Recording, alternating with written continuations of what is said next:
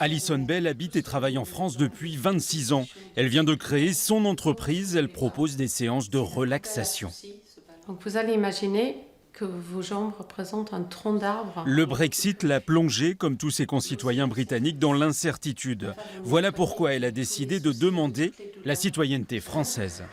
Je suis très déçue par mes compatriotes, même si ma famille, mon entourage a voté pour rester dans l'Union européenne. Pas forcément pour les bonnes raisons, mais elle a voté quand même. Là, je suis française dans l'âme, ça fait 26 ans que je suis là, et donc je pense que c'est plus logique que je sois naturalisée. La voici donc à la préfecture pour récupérer les formulaires.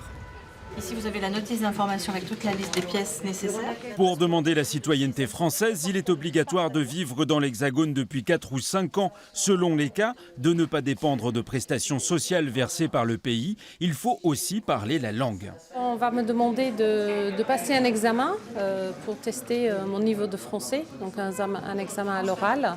La prochaine séance, ça sera fin septembre, donc ça repousse un peu le délai des papiers.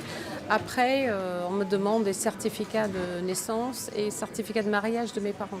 Depuis que les Britanniques ont choisi de sortir de l'Union européenne, la préfecture de la Haute-Vienne a reçu une quinzaine de demandes de renseignements d'anglais souhaitant la naturalisation. Un engouement très inhabituel. Il y a eu en 2015 4 Britanniques qui ont pris la nationalité française sur 385 naturalisations. Pour obtenir sa nationalité française, Alison Bell devra attendre 6 à 18 mois et abandonner sa citoyenneté britannique qu'elle ne pourra reprendre si elle le souhaite que plus tard.